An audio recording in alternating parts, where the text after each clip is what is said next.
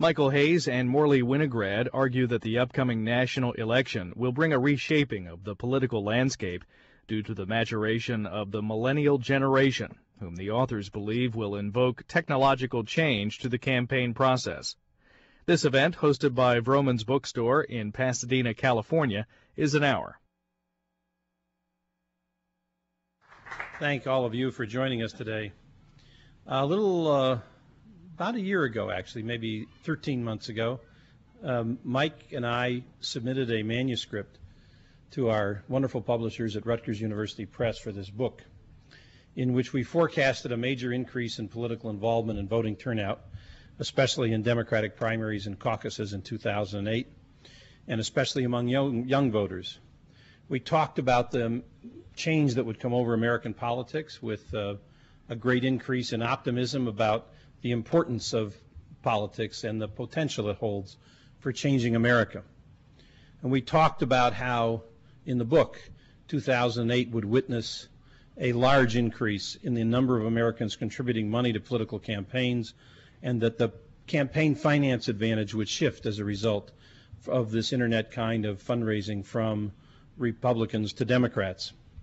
And we talked about a new communications technology, social networks, part of the title of the book, MySpace and YouTube, among others, certainly Facebook, that would threaten to displace and certainly augment older broadcast medium in its impact on American politics and the outcomes of elections.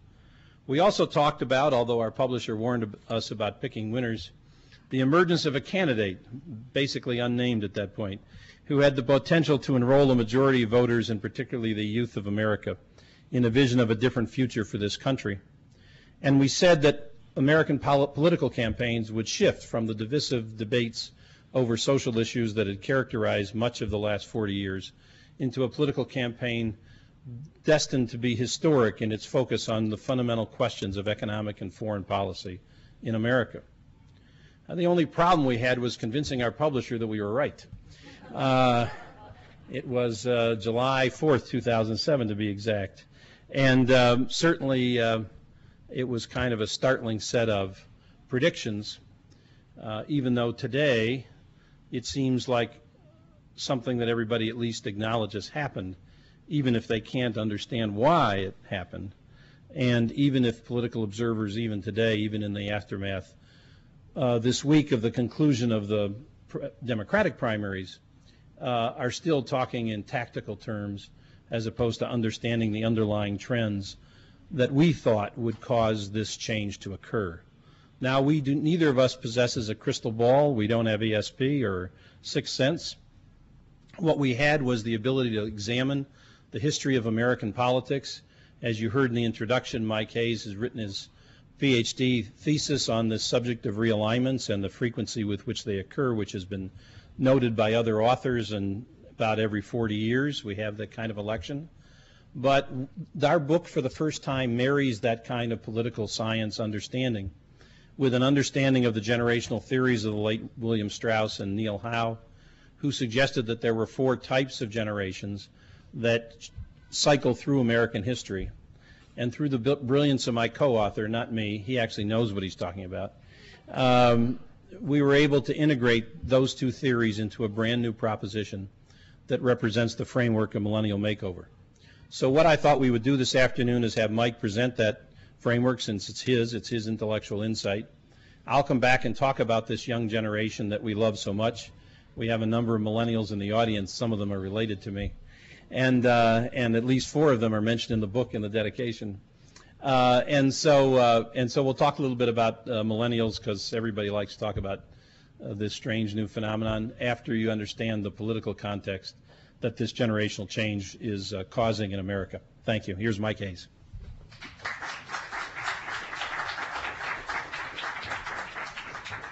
Thank you very much, Morley. Morley is actually being very modest about his contributions to this book, and as you will see when he gets back up to speak about the this generation and its impact and the technology it uses so well, I think you will clearly understand that. Since the establishment of the American two-party system over 160 years ago, American politics has been characterized by a kind of an interesting phenomenon, an interesting pattern. Morley referred to this, but what we have is 40 years of pretty much electoral stability. We have a period where things pretty much remain the same for 4 decades. Normally, during these periods, one party wins the large majority of presidential elections. When Senator Clinton conceded the other day, and she described this pattern. She said that since 1968 there had been 10 presidential elections, and the Republican Party had won 7 of those 10 elections. What she didn't say, she didn't have time to say perhaps, is that that is the pattern that has existed throughout the entirety of American history, not just since 1968, but really over the last, the period of history since 1828, where the majority party, one party, wins 70% to 3/4 of the presidential elections contested during that period. And during those stable periods, you see a particular type of public policy, particular things that people are interested in, that people fight about, and they don't fight about other things. But what always ends up happening after 4 decades is these stable periods come to an end. They come to a very abrupt end. And what occurs is what political scientists refer to as a realigning election or a realigning era. We refer to it by a kind of a more modern term, a makeover. But we see a complete and total change in American politics. Usually what happens, almost invariably, not always, is that we have a new majority political party that comes around. So that the party which once won most of the elections suddenly finds itself on the downside, and the party which hasn't been winning ends up winning most elections. What always happens is a whole new range of public policy. Again, a new focus on different kinds of issues, different kinds of concerns, and so on. Realignments have occurred in American political history. There have been 5 previous realignments. We believe we're on the verge of the 6th one. But in 1828, when Andrew Jackson was elected president, in 1860, when Abraham Lincoln won, in 1896, when William McKinley was elected president, 1932 with the election of FDR, 1968 with Richard Nixon's election, and as I said, we believe that another one is really on the way in 2008, which will be ratified by the election of 2012. What we also point out in our book is that we know what causes these realignments. These aren't random events. These things don't just occur by sheer happenstance, but actually they occur for 2 major reasons. First of all, they occur because of the coming of age of a sizable, large, new, dynamic generation of young Americans. Not all generations cause realignments, even though generations are about 20 years in length. But because of differing birth rates, because of differing patterns of child rearing, which have a real major impact on how people behave as they come into adulthood. Morley will talk a little bit about that a bit later on. Not all generations cause realignments, but every other generation does cause a realignment of a different type. And secondly, realignments are caused by a major advance in communication technology, such as the one we are seeing right now. In 1932, there was a realignment that occurred based on among other things, the rise of a new generation, the GI generation, and radio. And in 1968, it was the baby boomers' turn in television, and now it's a new generation, the millennial generation. And the rise of, as Morley mentioned, the internet-based social networking communications technology. But not all generations that cause realignments are the same. And there are 2 types of generations that cause realignments, even though these generations are all large, they're all dynamic. But there are 2 types, and those 2 types of generations have 2 very different impacts on what happens in the political process. One type of generation that produces a realignment we refer to as an idealist generation. Idealist generations are generations that are driven by their own internal sense of morality, their own moral beliefs, those strongly held beliefs, which they then try to enact through the political process. Usually these generations are divided. They are equal numbers on one side of the political issue on issues than on others. Half of them are liberals, half of them are conservatives, half are Democrats, half are Republicans normally. And because of this division, what we end up seeing is a lack of willingness to compromise and gridlock, as we've experienced for the last 40 years. The last idealist realignment was the one produced in 1968 by the coming of age of the baby boomer generation. And we often think of the baby boomer generation as a liberal generation because they were involved, at least some members of that generation, half the members or so, maybe a little less, were involved in the anti-Vietnam War protests, the women's movement, the civil rights movement. So our tendency is to think these are liberals. This is a liberal generation. But half the members of that generation were, in fact, very strong conservatives. And we see these kind of divisions, the whole notion of a gender gap, of conservative men and liberal women, of Democratic women and Republican men, is a baby boomer phenomenon. The famous iconic picture that most of you, or many of you in this room will remember, of the Kent State shootings, where the young woman was kneeling over the body of her slain classmate. That represented half of the baby boomer generation, but the other half was on the other side of the gun, the Ohio National Guard, those young men who, one of whom pulled the trigger on that horrible event. And so we saw, and we see even to this day, a highly divided generation. On the other hand, realignments are produced, certain realignments are produced by a civic generation, what we refer to as a civic generation. These are generations that are also large, they're also dynamic, they also are highly politically involved, but they tend to be very different than the idealist generations. They tend to be upbeat, optimistic, very group-oriented. Their goal is not so much a matter of inculcating and enacting their strongly held moral beliefs on society, but rather in reforming political and governmental and societal institutions and in resolving the issues that confront the public at that time. And so what we see as a result of civic realignments is not gridlock, but actually the creation of civic institutions and the resolution of longstanding political and economic problems. The most recent civic realignment occurred in the United States as a result of the 1932 election of Franklin Roosevelt. And the great GI generation, Tom Brokaw's greatest generation, created that realignment, that civic realignment, with major impact. Resolving the Depression, winning World War II, taking on the communists in the Cold War, and eventually leading to the defeat of that ideology. This year's realignment is also going to be produced by another civic generation, the Millennial generation. The Millennial generation consists of young Americans born from 1982 to 2003. It is, first of all, the largest generation in American history. There are nearly 100 million millennials, about 40% of whom are going to be able to vote in this year's election. It is the most ethnically diverse generation in American history. 40% of millennials are non-white, either African American or Asian or Latino or of mixed race. And 20% are the children of immigrants.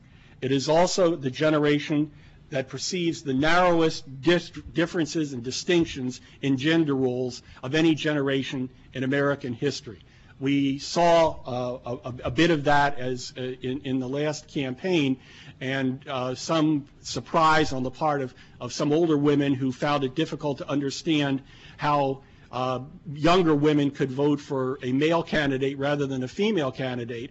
But what was the interesting point about that is that many of those younger women feel that those issues, to their satisfaction, have been resolved to a considerable degree. So, for example, over half the undergraduates in American universities and colleges now are women. A majority of those in professional schools, either law schools or medical schools, are now women. So for many, this is a generation that just doesn't think that medicine or law or dentistry or any of those professions are male preserves anymore. They're for anybody who has the willingness and ability to participate in them. The reason that this type of generation occurs and does what it does is largely as a result of the way they were reared. The type of rearing, and again, Morley will talk about that in a moment, of a civic generation produces a high-achieving generation, We've already spoken about this, but they are a generation that has the highest college entrance exam scores of any generation in American history. They're very well behaved, even though there's a lot of talk from time to time about youth crime and youth pregnancy. In fact, those indicators, those social indicators, are now lower than at any time in American history, and that goes across all ethnic lines. It's not just simply a phenomenon of white upper middle class children. It actually applies to all ethnic groups equally well and all social classes equally well. They're optimistic. They are highly oriented toward the group. They're highly involved in social activities, very involved in working for community betterment in their schools. And what this ends up producing is very distinctive political attitudes, very distinctive beliefs in politics. For example, they're highly inclusive when it comes to matters of ethnicity or race. 95% of white millennials believe that interracial dating is perfectly fine. Can you imagine 40 years ago any group of white youngsters believing that same thing, to say nothing of their parents? They're very tolerant on social issues. 2/3 of millennials, for example, believe that gay marriage is perfectly fine, no problems with it. It's just if people want to get married regardless of their social or sexual orientation, that's perfectly fine. They are the first generation in at least 4 in which a majority or the greatest number of the members of that generation think of themselves as liberal rather than conservatives.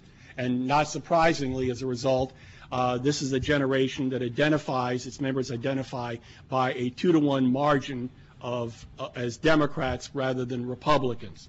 They strongly favor governmental intervention in the economy, and at the same time, what we will see with this generation is a far lesser concern with social issues like gay rights and abortion.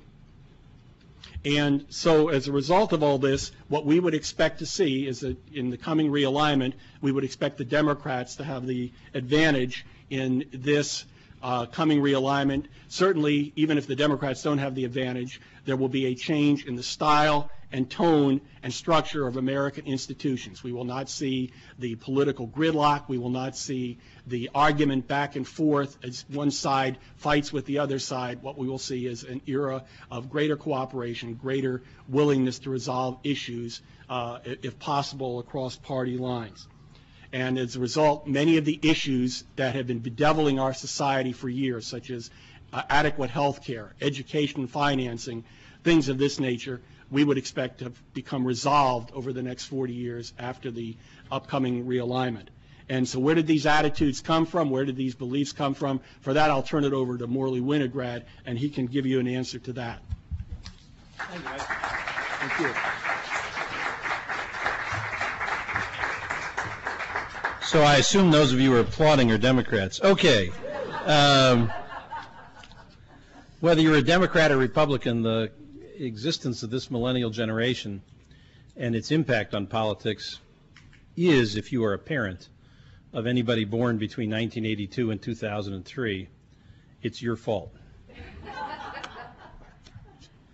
A lot of where people gain their opinion about how the world works comes from what they learn from their parents.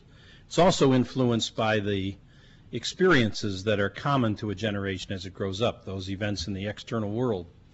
But as Strauss now point out in their works, the reaction of a generation to events tends not to be a logical conclusion. So the GI generation grew up and had to face the difficulties of the Great Depression and the challenges of World War II, and they grew up to be a very optimistic, can-do generation. Whereas baby boomers grew up in a time of unprecedented prosperity and outside of the Cold War and a few things like the Vietnam War along the way, relative strength of the American society and its government. And they, of course, decided that therefore everything was wrong with that government and it needed to be changed. So external events are a little harder predictor of generational attitudes, and parents will be delighted to hear that your influence is much stronger in any case. So when you all sat your child down in front of a television set as they were growing up to watch Barney, you ensured a Democratic victory this year. For those of you who have never had the pleasure of watching the show, which includes some parents who put their kid in front of the television set, but they weren't going to sit there for that half hour. Barney is, of course, a purple dinosaur, and one of the lessons that kids learn from watching that show is that no matter how different we are on the surface, underneath we're all the same. And the other thing they learn in each episode, when Barney and his friends, some of you can probably sing the song, have to resolve a particular problem of some kind to produce some dramatic tension, the only way the issue gets resolved is in a way that benefits everybody in the group. It has to create a win-win solution for it to be good with Barney and his friends. And so when you do that, you create an expectation on the part of young, impressionable minds that it is possible to find such solutions throughout their lives, and particularly in the political process. And so they're looking not for a divisive compare and contrast, my side's right, your side's wrong kind of political debate. They're looking for a political debate that points out where the unifying points are, where we can come together as a nation, where we can solve our problems together, and where the current level of inequality on economic or other grounds tends to disappear over time, certainly in the solutions being presented. Mike mentioned the differences in idealist and civic era realignments. One of the things that civic era realignments do, and please keep in mind if you're minding your taxes and your investments that we are about to enter such an era, one of the things that era does is lower the level of economic inequality in America. In 1929, as the last idealist era was coming to a close, 1% of the Americans, the wealthiest Americans, owned 50% of the nation's wealth. By 1949, after, yes, a Great Depression, but also a great deal of government policy that was redistributionist in its impact, like Social Security and progressive taxation, that same 1% of wealthy Americans owned only 30% of the nation's wealth. Since 1949, that percentage has been rising. It was at 40% and heading up. As we began this decade, it's getting close to 50%.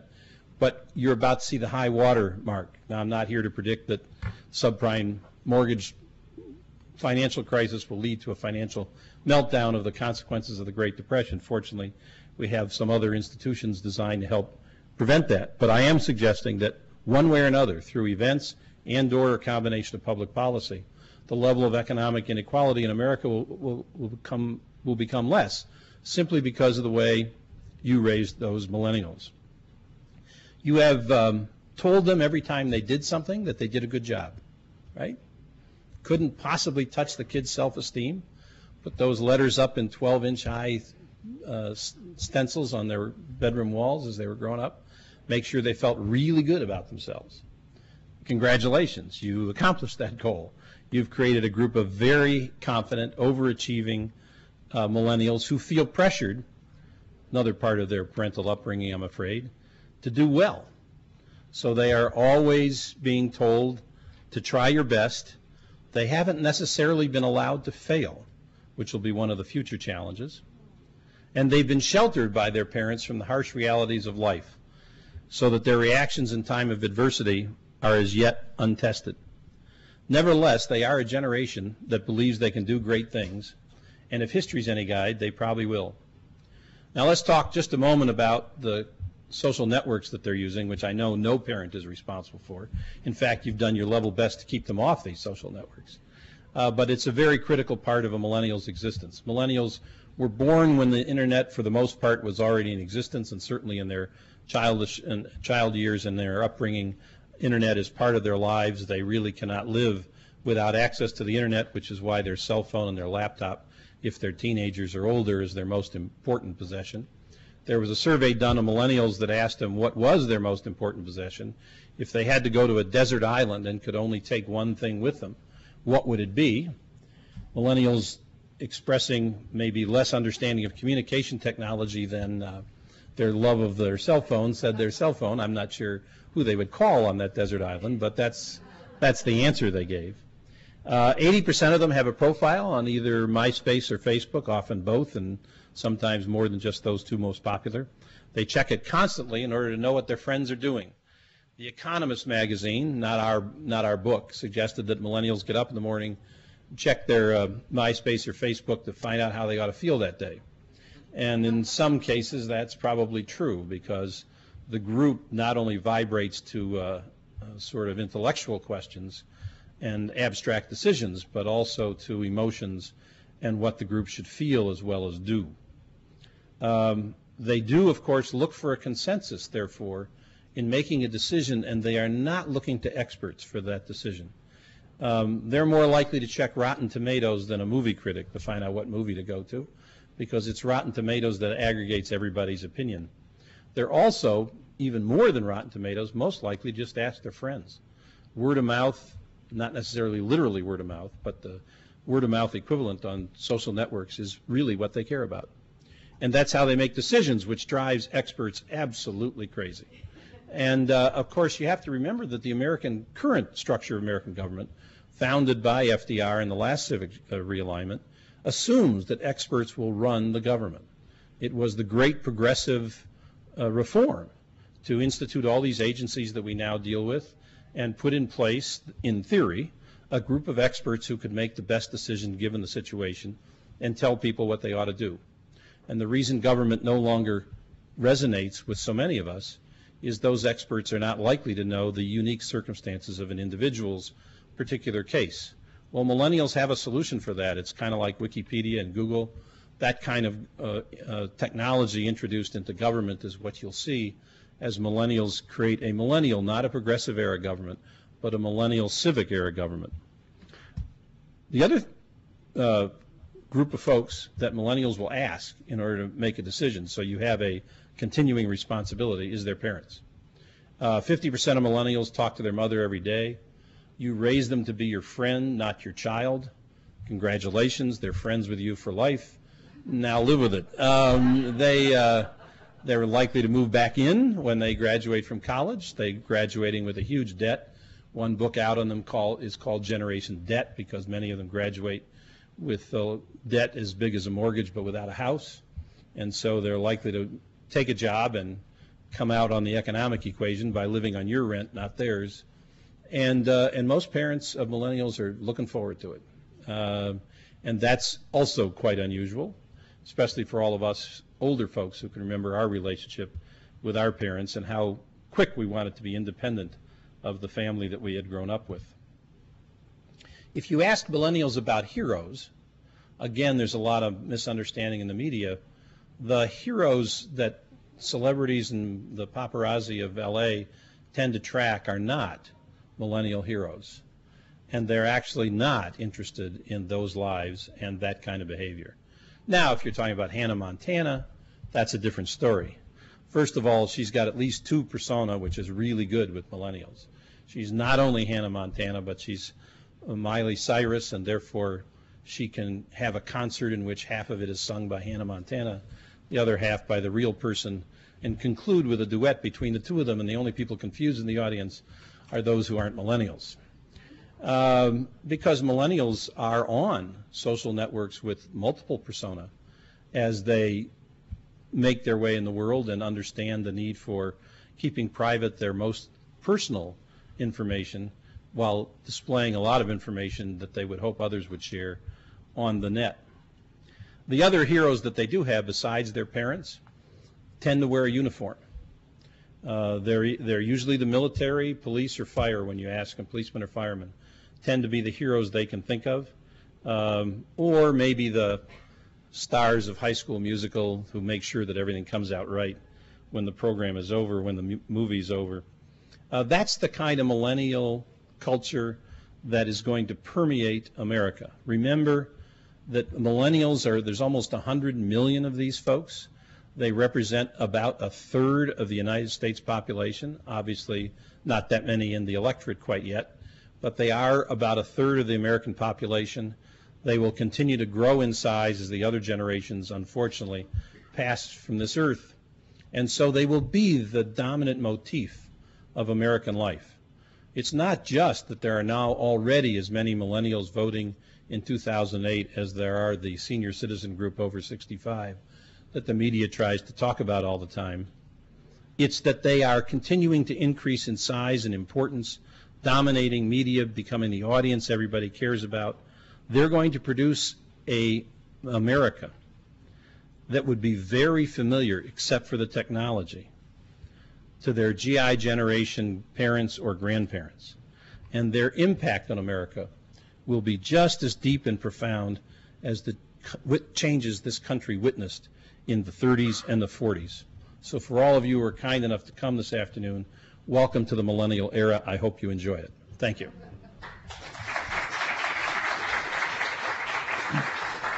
Now, thank you. We'll be happy to take questions. As you could hear, the TV guys want to make sure there's a mic over you when you ask a question, and they have some other issues around microphoning, which we'll try and figure out. But who wants to be brave enough to ask the first question, and we'll go from there? You can't leave dead time on air, so somebody's got to ask a question. You're tentatively putting your hand up? All right, see if you can get the boom mic over that way.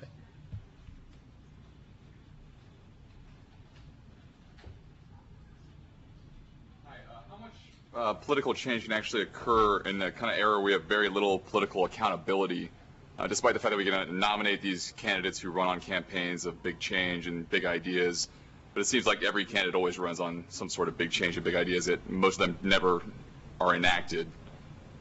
Well, I'll start with a response, and then Morley can finish up. One of the things... You're either going to talk loud for the TV or else take it from the podium. Right. Yes. One of the things that we will see in this coming realignment, we believe, is we will, unlike the past 40 years where much of the era was characterized by divided government, where we had normally Congress in the hands of one political party and the presidency in the hands of the other political party. That was the case until 1994 when the Republicans managed to take control of both portions of government. And even then, the division between the parties was relatively small. What we would expect to happen is, in fact, unified government. That is normally what occurs in civic eras during most of the throughout all of our history after Abraham Lincoln's election in 1860, which brought in the civic era after the 1932 election of FDR. We found one party controlled all the institutions of government at the same time by large majorities. And so what we would expect, at least as a beginning, is that if what we see is likely to happen is that the Democrats are most likely to control the presidency during 7 out of 10 elections during this era with increased majorities in Congress. And so the institutions will be in the hands of one party, presumably a party that is going to be united in many of its beliefs and will be able to enact a lot of its program. So it is true that if you think about American politics over the last 40 years, you've had great promises and campaigns, very little action once the campaign is over. But that's not true in the 1930s and 40s. There were very intense, highly partisan campaigns which led to sweeping changes in how this country was governed. The federal government was placed at the center of economic activity and responsible ever since for ensuring the economic well-being of the populace, in contrast to a party that was running on exactly the opposite notion. So those changes do take place. Now, the second half of your question was, what about the accountability that might need to go with it? And I think for that, you can point to this current set of social network technologies, which are a very democratizing and empowering kind of technology. Instead of broadcast media controlling the message and who's allowed to speak and what they have to say to you and what you can watch, yes, we do have 400 or 500 channels of television, but you have an infinite number of blogs and other points of view on the internet. And as a result, you have a built-in mechanism for increasing accountability of government, because you have the ability of every citizen to participate and keep track more than anything we've seen in the past. One of the candidates, Senator Obama, along with a very conservative Republican senator from Oklahoma, has introduced a bill that's been labeled Google Government. And basically what it does is it creates a searchable database for all appropriation bills, so that the kind of pork barrel earmarking kinds of activities that no one is currently much held accountable for, and that Senator McCain has often criticized as well, can be dealt with not by passing a law that says we're not going to have any more earmarks, but rather by having citizens hold their representatives accountable based upon the information they glean that they then communicate directly back to the elected representative. That's the kind of millennial era shift you're about to see on the issue of accountability. Thank you for the question. Others in the audience who have arrived late? Yes. Wait, the lady in the back. He's coming with the boom. It must be Nan. That's coming with the boom mic. If the millennials are young now, they're just, some of them voting for the first time, how long will it be before these millennials can make an impact in our government? And is there an interest on their part in moving into government? There's two answers to that question, or two parts to the question. One is, first of all, when they will have some impact on the electoral process, and we believe that is going to happen as early as this year. There'll be a couple of reasons for that. One of them is that they are an energized generation. They are voting in large numbers. There's a kind of a commonplace belief in politics that young people don't vote, they don't get involved. That's true of some generations, not others. The GI generation, the last civic generation, was highly involved, voted at a rate probably twice its elders at that period. Millennials are certainly voting at a rate at least the equal of older generations right now. So they will be involved, but they are also a unified generation. Unlike the other generations that tend to be divided into roughly equal camps of liberals, conservatives, Democrats, Republicans, that sort of thing, millennials are in fact a unified generation. Most recent surveys indicate that they prefer Senator Obama over Senator McCain by a more than 2-to-1 margin in elections. By the contrast, all of the older generations are divided almost evenly, and therefore the millennial generation is well positioned to really becoming the tipping point, the generation that can actually turn things around. And I can turn it over to Morley to talk a little bit about what this generation will be like when they enter government service in 15 or 20 years in large numbers. So one thing to keep in mind is that these generational changes, these political realignments or makeovers, do not require a candidate from that generation. Obama's not a millennial, for one thing, yet he has enormous appeal to millennials. FDR was of the missionary generation, but he still held enormous appeal to the GI generation. So you don't have to wait for that particular generation to actually be the candidate or be in government, although one can argue that some of the millennials that we write about in the book who have already been elected have demonstrated their ability to lead relatively early and quickly. What you can see is two pieces. Looking forward, about 40% of millennials are eligible to vote in 08. That number increases, obviously, by 4 years of birth in 2012. By 2016, the majority of millennials will be in the electorate. And so you just have this oncoming wave of millennial attitude and opinion, which we think will be the cause of a landslide victory in 2012 and in a relatively close election in 2008. That's been the historical pattern of these kinds of makeover elections. But you only have to go back to 2006 to witness the impact of the millennial generation. In 2006, there were a couple of candidates, Republican 3-term incumbents for Senate in Virginia and Montana. And both of those candidates, one of whom was the putative favorite to win the Republican nomination for president this year, George Allen. I don't think any of you remember him running. But both of them were caught on YouTube videos shot by their opponents saying either some despicable things, in Allen's case making some racial slurs, but in the Montana case, in Burns' case, making a fool of himself by either falling asleep at hearings or making side comments, taking cell phone calls from his, quote, Guatemalan house painter in the middle of a campaign that made both of them the laughing stock of their states. They still would have won re-election. They were that firmly entrenched as incumbents, except for the people watching those YouTube videos, which was more than those watching the TV commercials, actually. But a lot of them were millennials and the college towns of Virginia. And the same-day registration that enabled both college and young people in Montana to register and vote on the same day for Tester in Montana. They elected Tester and Webb in 2006, and those 2 Senate seats, which for those political junkies amongst us, you'll recall didn't fall to the Democratic side until very late on election night, those 2 Senate seats made the United States Senate Democratic. So when people ask us, well, when are millennials going to have an impact, we say, well, let's see, who's the majority leader in the United States Senate? There's an impact that's already occurred, and that was just the tip of the iceberg. Other questions? Yes, way in the back, and Yigal, and we're going to go up here because this mic setup doesn't work very well for everybody. So why don't we take questions from up here? People can hear our answers better, and we won't lose their voices. Yigal?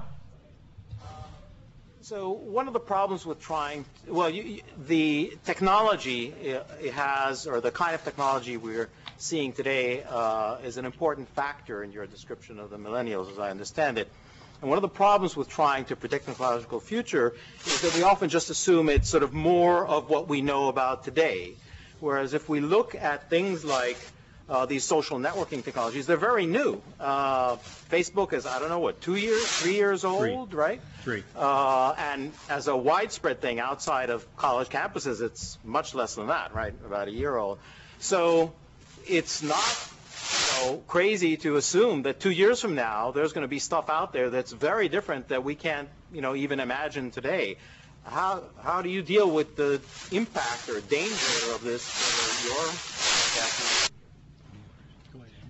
Well, first of all, of course, you and I are both technology enthusiasts, so there can't possibly be any danger. Second of all, I think we have an example already of the potential salutary effect of millennials' beliefs when it comes to this question of ever expanding, ever more democratic, ever more available and accessible technology that you point to. So Ron Paul was the Republican great internet campaigner in the last presidential campaign. You may have noticed that he did not win the nomination.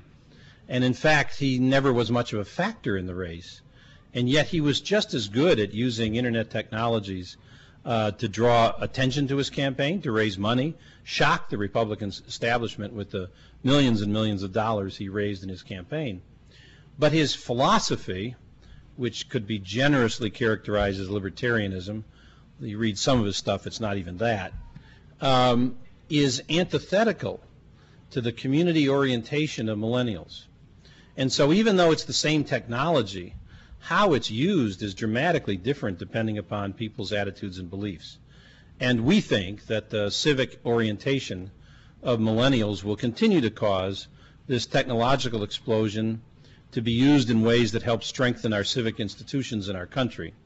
And that's why people call us optimists. At the same time, Mike and I would both say, if you believe in the cyclical theory of generations as we do, there will come a time when you will have the kind of generation, the idealist generation type, probably the children of millennials actually, who will be just as rebellious against the civic culture as boomers were in their day. And what they'll do with that technology, obviously none of us can foresee, but it could possibly not be as good. And that's why I'm glad my life expectancy forecast is in the 30-year range, not 50. Other questions? Yes? You have to wait for that boom. And he's on the other side of the room. But he's moving pretty quickly. Okay. I can't imagine that if you're a Republican, you can feel very good after reading the book about your future prospects. And I don't think you would do this, but suppose you got a phone call from the Republican Party and they said... At 3 o'clock in the morning? That's right. And they said, you've got to help us. What can we do to turn this around? Is there a way for them? I'll start with that, and then Morley can perhaps finish up. Molly, you're right. This is not, we don't believe, going to be a good 40 years for the Republican Party, just as the last 40 years wasn't so great for the Democratic Party. But Republicans have led civic realignments. Abraham Lincoln, we have to go back to 1860, but Abraham Lincoln did lead such a realignment. So it's not a democratic phenomenon. Civic does not equal democratic. It's an approach to politics. I will say that the candidate that the Republicans, by good fortune for them, did nominate is probably the best positioned of any of their potential candidates to take advantage of the civic realignment, in part because of his position on national security issues. The millennial generation, a generation that, at least to this point, was seared by 9/11. That was the big event of this generation. It may find him appealing, but it will have, if the Republicans are to take advantage of this, and it is not an impossibility, it will be a different Republican Party. It will be a rebranded Republican Party, a Republican Party that is not going to be focusing as much on the social issues that it has focused on. It is going to be a more, to lack of a better term, involved, will not favor the laissez-faire type of economic approach that the Republican Party has been willing to do. Whether the Republican Party can make that change or not is the real question. If they can, then the millennials will find the possibility of voting for Republican candidates as well as Democratic candidates.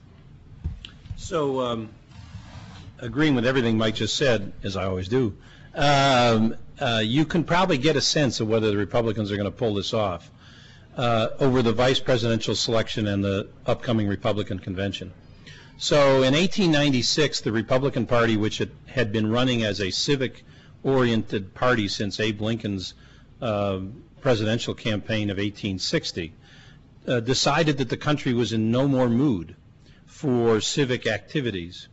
And literally, McKinley and Mark Hanna, the Karl Rove of his day, changed the underlying principles and arguments that the Republicans were going to make in the campaign of 1896, and they became very much an idealist-oriented kinds of party, and were able to successfully, the only time in American history, engineer a handoff from one kind of Republican Party to another in the course of that realigning election. Now, here's what you'd have to do today to pull that off, okay? First of all, you'd have to select a vice presidential candidate who was appealing to the civic generation. And you've seen Senator McCain toy with the notion of the governor of Louisiana, is governor, senator? Jindal, who is both young, ethnic, and has a lot of other traits that might appeal to millennials. It'll be interesting to see whether he can make that decision and the base of the Republican Party stay with him. Pawlenty of Minnesota is possible. Thank you for that comment. And again, having gotten elected in Minnesota, has a little more attitude towards the kind of thing that might appeal to a millennial. The challenge is doing that without losing your base. And in the book, we talk about all these companies that, like MTV, own cable television and has no presence on social networks of any consequence. And it's just very difficult to move off what you're successful at and then try and do something new. It is possible that they could do that. They'd have to abandon some of their claims to social issues. They'd have to decide what to do about George Bush during the Republican National Convention. In 1968, the last time we had a realigning election, the Democrats faced this problem. Hubert Humphrey was trying to maintain kind of the civic attitude values of FDR and the history of the Democratic Party, and there was a movement within the Democratic Party that was much more in line with boomers and their idealism and idealistic attitudes, and he had to try and negotiate that. And do we keep LBJ down on the ranch? Do we bring him to the convention? Same Texas ranch. Anyway, and the Republicans have to make that decision. Humphrey obviously made the wrong decisions. He tried, but he wasn't quite able to distance himself from the past and grasp the future, and that's the challenge those kinds of parties face in realigning election times. Just to add one other thing very briefly. Recently, there was an editorial in the Los Angeles Times mentioning that Barack Obama and John McCain are probably more similar on some key issues than any two presidential candidates in recent years. So if I'm not sure it's totally true, but the editorial listed 4 or 5, 6 different issues that made that claim that there were some points of commonality. So again, I think the Republicans have probably chosen the candidate most likely to appeal to a civic generation that's on the rise. Whether, as Morley mentioned, he and his party can make the break with that past, we will see in the coming 5-6 months. But they have probably chosen well for this particular candidate. So the most recent Gallup poll did some generational polling or age-based polling. It showed Obama and McCain tied amongst everybody between 30 and 65, no matter how you split the age groups. And it showed Obama winning everybody under 30 overwhelmingly, and it showed McCain winning people over 65. Now, those two groups are about equal in size. There's actually more if millennials stop at age 26, but they did their polling through age 30, so there's actually more young people than there are older people when you do it that way. McCain will have to make inroads into that partisan disadvantage in order for him to be successful. There was a question here, yes. I wanted to go back and ask, you mentioned before about heroes and what the Millennium Group is interested in doing or what's important to them. So my question is, what are the benefits in terms of them not looking at traditional heroes or historical presidents, et cetera, and political figures, and what would be the disadvantages of them not looking that way? What are the advantages then and disadvantages of that group, and will that make any difference or have any impact? Well, I actually was contrasting heroes as between pop culture heroes and family value heroes. But it is true, in line with your question, that millennials don't have a great sense of history. And we didn't write this book for them because it's all about history. We wrote this book about them so you would understand who millennials were. And of course, if they ask their friends, that's still a limited amount of historical information. So obviously, in light of the famous saying, those who don't remember history are doomed to repeat it, you may well see a lot of stumbles as they go forward without understanding the historical consequences. On the other hand, our book opens with the 2 speeches, very important speeches, by Hillary Clinton and Barack Obama in March of '07 in Selma, Alabama, where they each were addressing African-American congregations gathered to celebrate the heroism of those who tried to march across the Edmund Pettus Bridge in Selma. And Hillary gave a very boomer-oriented speech about, isn't it great, we've got a woman running for president, we've got an African-American, we've got a Hispanic, Bill Richardson at the time, a very identity politics, here's where I was when I was listening as a Goldwater girl to Martin Luther King, that sort of comment. And Barack Obama said, I'm here to salute the generation that is now passing. And they were a great Moses generation, just as the Bible talks about 4 generations. There are, in fact, 4 generations. The Moses generation Moses led his people out of Israel to freedom.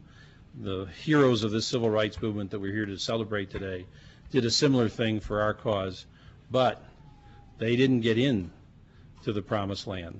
It was the Joshua generation that united and blew the walls down of Jericho in one stroke in order to enter and take over that kingdom. And in so doing, he took on the mantle for himself of that Joshua generation, even though he himself was a boomer, very late boomer, but a boomer. And so to the degree that that kind of historical conversation enters the campaign, the millennials will absorb it just as they absorb any other information so quickly when it's communicated in the right way to them. And to get maybe specifically to your question about heroes for this particular generation, Morley talked about the kind of figures who are heroes to this generation, at least at this moment, and he's right, they are not necessarily historical figures, but figures in uniform, police, fire, the military, and the police, fire, the military, and so on. But if this generation is like the last civic generation, the GI generation, there is at least a reasonable chance that the next president of the United States, whichever of the two it is going to be, may have the first opportunity of being a civic or a political hero to this generation, just as FDR was a civic or political hero to the GI generation. My mother, who was a loyal GI and a loyal Democrat, passed away a little more than a year ago, but would talk about and as well as her siblings, would talk about what a great man FDR was, and he guided her politics all through every election that she ever voted in. And I would expect that, again, whether it's John McCain or we would think more likely Barack Obama, that is the person who is likely to be the next civic hero of this generation, unlike the case of the Generation X, the generation that's before the millennials or the baby boomers, who certainly would not name any political figure as heroes if they have any heroes at all. Very good. One final question. Anybody got a question for us? Still open? The floor is open. We have, yes, Mark? I just want to point out we have somebody who voted for FDR standing right by that mic. Okay. Great to see you.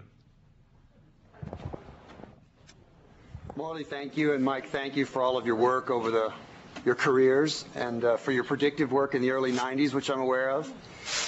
How to protect millennials from disinformation on the net, and how do we ensure that they're energized well enough that they continue this first sea change?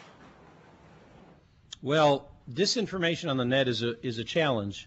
It's a particular challenge for older generations who are used to believing what they read. Millennials don't necessarily do that. They have a great sense of spin and a great skepticism about what's presented to them. There's a wonderful book by James Surowiecki called The Wisdom of Crowds. It's a very thin book, but it's a very great book. And it talks about this notion that if you aggregate the intelligence of enough people, you arrive at a better answer than if you ask experts. And you read the first half of the book completely disagreeing with its premise. And then it starts into examples of such things, and one of them is the stock market. So then you say, well, wait a minute, I better think about this some more. And by the end, he makes a fairly convincing argument that a Wikipedia fully edited and independently designed will end up being as accurate and probably more comprehensive than the Encyclopedia Britannica, which is the traditional cause for great angst amongst older people. And especially teachers at my university will not like to cite Wikipedia because it can't possibly be right. And so I think you just have to trust in the robust nature of the use of this internet technology and the ultimate value of information sharing. Surowiecki's book does, however, and we in our book do point out the danger that you allude to, which is that only works if everybody is allowed to have an independent point of view. And there is a danger in this millennial generation attitudes. We witnessed it in the 1950s in America, actually, with the last civic generation. There is a danger that groupthink will take over, that people's individual rights and civil liberties won't be respected, and that opinions that people should be aware of won't register in the political consciousness because they'll be screened out by this group. And that's just one of the there are ways to deal with that. There are ways to avoid that happening. But constructing those things, making sure they are in fact as independent in their sources of opinion, even as they work together as groups, that's some of the challenges of constructing millennial era government that we'll have to face. And Mike, you want to take the last comment? Just one real brief thing, and that is that the media that as we think of them today, the whole notion of a non-biased professional journalist media that doesn't get involved in partisan politics or anything of this sort is, first of all, relatively recent phenomenon in the mass media. In any case, the press of the 19th century well into the 20th century was in fact a partisan press. 95% of the newspapers in the United States in the late 19th century were either Democratic papers or Republican papers. The reason the newspapers eventually did try to become nonpartisan was for really commercial reasons, not because it was viewed as some kind of an ethical good. The papers, a Democratic paper would say, well, gee, I'd like to sell my products to Republicans, and the Republican paper would have the same belief about Democrats, and so they decided that maybe we needed to be nonpartisan. And all you have to do, translating this to the late 20th and early 21st century, and look at how people choose cable television news channels to watch, and you can get a pretty clear sense that people aren't choosing them on the basis of nonpartisanship. Republicans watch Fox. Democrats used to watch CNN, now probably watch MSNBC more often. The Hillary Clinton people, as well as Republicans, would probably say it's all Obama all the time. But whatever the case, there is a clear view of the cable television channels being tied to one party or one candidate over the others. So, as Morley suggests, our belief is that with the use of the internet, with a lot of input from a lot of different sources, you're more likely to have an aggregated, non-biased opinion than simply relying on expert media. And just as a final comment, if you look at the viewership of, as long as Mike raised the issue of CNN, Fox, and MSNBC this year, you find that for the first time since Fox News gained its dominant position in all news television, for the first time the combined audiences of CNN and MSNBC have grown to be larger than that of Fox News. Another signal that the millennial era is on its way. Thank you all for joining us today. Thank you. Morley Winograd is the Executive Director of the Institute for Communication Technology Management at the University of Southern California's Marshall School of Business. He's also the President and CEO of a consulting company. Mr. Winograd served as Senior Policy Advisor to Vice President Al Gore. Michael Hayes retired as Vice President of Entertainment Research at Frank N. Maggott Associates, a communications research firm. For more information, visit the book's website at millennialmakeover.com.